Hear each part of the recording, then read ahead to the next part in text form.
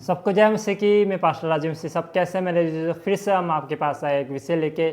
उससे पहले मैं विषय में जाऊँ, छोटी सी प्रार्थना करेंगे, फिर विषय में जाएंगे कि परमेश्वर ने मुझे कौन सा विषय दिया। आइए प्रार्थना करते हैं। धन्यवाद करते हैं प्रभु, जो भी आपने विषय दिया है प्रभु। आज मेरा प्रभु जो मैं 40 उपवास में चल रहा हूँ प्रभु, आप ग्रहण करें। जितने भी भाई बहन प्रभु उपवास में चल रहे हैं प्रभु, जिस विषय के लिए रखे वो विषय पूरा कर प्रभु। स्वर्ग के खजाने से जो ये मांग रहे हैं उन्हें दे प्रभु। हम घटे और आप बढ़े, मांगते इस मसीह के नाम से, आमीन। मेरे जीजो, आज मेरा 5वां उपवास है। आज 31 तारीख है और आज मेरा विषय है कि उपवास में कौन सा वचन पढ़े। हाँ मेरे जीजो, बहुत से सिस्टरों का, बहुत से भाइयों का यही क्वेश्चन होता है कि पास्टर जी उपवास में हमें कौन सा वचन पढ़ना चाहिए।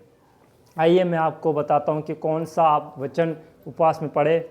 मेरे साथ निकाले आप यशायाह नबी की किताब, उसकी पहली आयत। लिखा है हेडलाइन उचित उपवास 58। यशायाह नबी की किताब 58 उसकी पहली आयत। पहले मैं आपको बता दूं, फिर मैं आपको पढ़ के सुनाऊंगा। और उसकी पहली आयत। और अब निकाले मेरे साथ योना नबी की किताब, उसकी तीसरी आयत से 5वीं आयत। योना नबी की किताब, उसकी 3 बाब, उसकी 5वीं आयत। और आप मेरे साथ निकाले मत्ती रचित सुसमाचार, उसकी 6 बाब, उसकी 16वां आयत। मत्ती रचित सुसमाचार की किताब 6 बाब, उसकी 16वां आयत। लिखा है उपवास। और फिर निकालेंगे हम आप मेरे साथ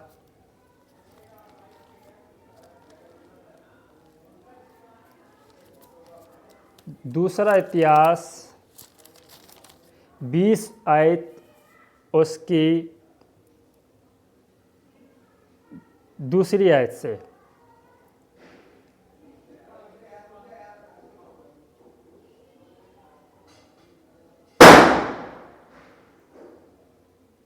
इसमें मैं पढ़ के सुनाता हूँ आपको। तब लोगों ने आकर यहोशापात को बता दिया, ताल के पार से एदोम देश की ओर से एक बड़ी भीड़ दूत पर चढ़ाई कर रही है। देख, वह तुमात तक, जो अनगिद्दी भी कहलाता है, पहुँच गई। तब यह उस पर डर गया और यहोवा की खोज में लग गया और पूरे यहूदा में उपवास का प्रचार करवाया। अतः यहूदी यहोवा से सहायता मांगने के लिए इकट्ठा हुए, वरन वह यहूदा के सब नगरों से यहोवा से भेंट करने को आए। दूसरा इतिहास उसकी 20 बाब, उसकी दूसरी आयत से। और प्रभु का ये वचन है उपवास का। और आप फिर एक और मैं आपको बता रहा हूँ,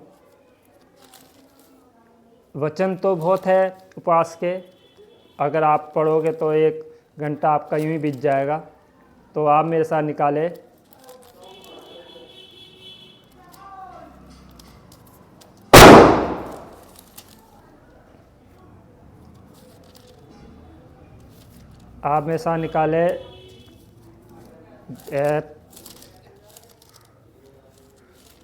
पहला शमूएल 7 बाब, उसकी 5वीं आयत। निकाले पहला शमूएल 7 बाब, उसकी 5वीं आयत। ये वचन है उपवास के। और अब मैं पढ़ के सुनाता हूँ। आप निकाले मेरे साथ यशायाह नबी की किताब 58 उचित उपवास। लिखा है, गला खोल कर पुकार, कुछ न रखछोड़, नरसिंगा सा ऊंचा शब्द कर। मेरी प्रजा को उसका अपराध अर्थात याकूब के घराने को उसका पाप जता दे। वे प्रतिदिन मेरे पास आते और मेरी गति जानने की इच्छा ऐसे रखते हैं। वे मानो धर्मी लोग हैं जिन्होंने अपने परमेश्वर के नियमों को नहीं टाला। वे मुझसे धर्म के नियम पूछते और परमेश्वर के निकट आने से पशु होते हैं। वे कहते हैं, क्या कारण है कि हमने तो उपवास रखा परंतु तूने उसकी सुधि नहीं ली, हमने दुख उठाया परंतु तूने कुछ ध्यान नहीं दिया। सुनो, उपवास के दिन तुम अपनी इच्छा पूरी करते हो और अपने सेवकों से कठिन कामों को कराते हो। हाँ, वचन के पढ़े जाने में आशीष बरकत ठहरे। मेरे जीजो, यही है उपवास। आपको बताया गया है कि उपवास में कौन सा वचन पढ़े। ये है उपवास के वचन। अगर जब भी आप उपवास रखते हो, अगर आप उपवास में चल रहे हो, अगर आपके 40 है या 10 है या 1 है या 5 है, तो यही उपवास के वचन है। तो इसलिए उपवास में हम अक्सर हमारा क्वेश्चन ये होता है कि पास्टर जी उपवास में कौन सा वचन पढ़े। यही वचन है मेरे जीजो, आप 3 गाने गाए, वचन ये पढ़े, और जो आप प्रार्थना करते हैं, जो भी आपका विषय है वो प्रार्थना में मांगे और परमेश्वर सुनेगा। और 1 घंटा कब आपका बीत जाएगा आपको पता नहीं चलेगा।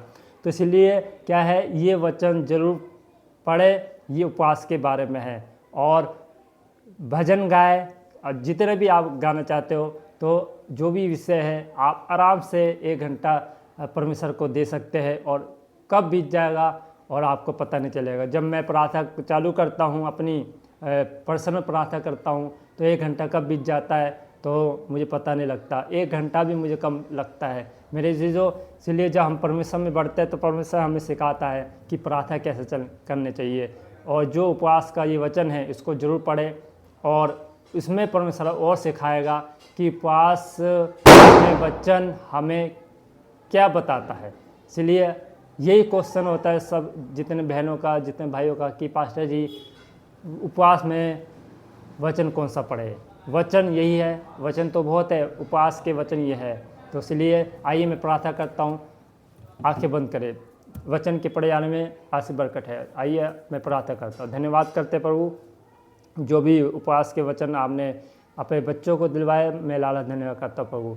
और जो भी वचन पढ़ते हैं उपवास के प्रभु, इनको बुद्धि समझ दे, ताकि ये समझ पाए कि परमेश्वर आप बातचीत करते हैं प्रभु। हाँ, इनका अर्थ इनको पता लगे कि उपवास में क्या बात होती है प्रभु। उपवास में जब हम वचन पढ़ते हैं तो आप बातचीत करते हैं, और इनके हर दुख तकलीफ दूर हो जाए। जैसे प्रभु जितने भी भाइयों ने, जितने बहनों ने उपवास रखे, तेरे दास के लिए प्रार्थना कर रहे, तो उनको स्वर्ग के खजाने से उत्तर दे और उनके उपवास ग्रहण करें। अगर 40 रखे, 10 रखे, जितने भी रखे, तो आप उन्हें ग्रहण करें। हम घटे और आप बढ़े, मांगते इस नाम से, आमीन। मेरे जीजो, आज मेरा 5वां उपवास है, आज 31 तारीख है, और परमेश्वर आपको बहुत आशीष दे। जितने भी भाई बहन मेरे लिए प्रार्थना कर रहे हैं, मैं भी उनके लिए प्रार्थना कर रहा हूँ। और जो भी आपका विषय है, परमेश्वर आपका विषय सुनेगा, निवेदन सुनेगा, और डरे नहीं, घबराए नहीं। परमेश्वर बहुत जल्द आपको छुटकारा देगा। अगर बीमार है, तकलीफ में, कोई भी समस्या है, परमेश्वर बहुत जल्द आज़ाद करने वाला है। अगर जो भी आपका विषय है, परमेश्वर ने सुन लिया है मेरे जीजो। और ये वीडियो बनाने में परमेश्वर ने मुझे ये विषय दिया कि जब मैं बैठा हुआ था तो यही मैसेज आया कि बहुतों को क्वेश्चन यही है कि उपवास में कौन सा वचन पढ़े। तो यही मेरा मैसेज है मेरे जो, यही उपवास के वचन जो आपको मैंने दिए हैं, उसको इस वचन को पढ़े, इस वचन को पढ़े, फॉलो करें, और क्या है, आगे बढ़े। परमेश्वर आपको और सिखाएगा। God bless you. खुदा आपको बरकत दे।